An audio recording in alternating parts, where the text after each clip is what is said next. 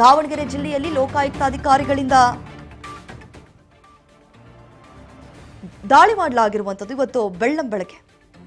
S ನೋಡಿ, ಇವತ್ತು ದಾಳಿ ಮಾಡಿದ್ದಾರೆ ಲೋಕಾಯುಕ್ತ ಅಧಿಕಾರಿಗಳು. ಒಂದು ಮನೆ ಬಿಡ್ತಾ ಇಲ್ಲ, ಕಚೇರಿ ಬಿಡ್ತಾ ಇಲ್ಲ.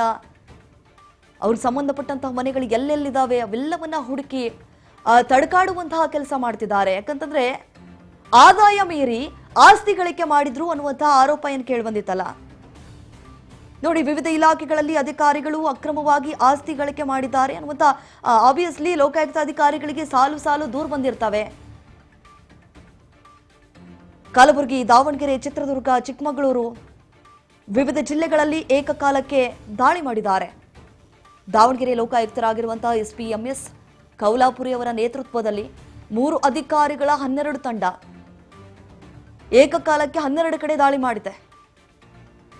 ಹುಬ್ಬಳ್ಳಿಯಲ್ಲಿ ಕೆಎಸ್ಆರ್ಟಿಸಿ ಚೀಫ್ ಮೆಕ್ಯಾನಿಕ್ ಆಗಿರುವಂತಹ ಸಿದ್ದೇಶ್ವರ್ ಹೆಬ್ಬಾಳ್ ಅವರಿಗೆ ಸೇರಿದಂತಹ ವಿವಿಧ ಸ್ಥಳಗಳಲ್ಲಿ 12 ಕಡೆ ದಾಳಿ ನಡೆಸಿದ್ದಾರೆ. ಸಿದ್ದೇಶ್ವರ್ ಅವರ ದಾವಣಗೆರೆ ನಗರದ ಆಂಜನೇಯ ಬಡಾವಣೆ, ಮನೆ, ಹುಬ್ಬಳ್ಳಿ ಕಚೇರಿ ಸೇರಿ ಬರೋಬ್ಬರಿ 4 ಕಡೆ ಲೋಕಾಯುಕ್ತ ಅಧಿಕಾರಿಗಳು ದಾಳಿ ನಡೆಸಿರುವಂಥದ್ದು. ದಾಳಿ ಮಾಡಿರುವಂತಹ ಸಂದರ್ಭದಲ್ಲಿ ಮನೆಯಲ್ಲಿ 40 ಲಕ್ಷ ರೂಪಾಯಿ ಪತ್ತೆಯಾಗಿದೆ ಅಂತೆ ನಗದು.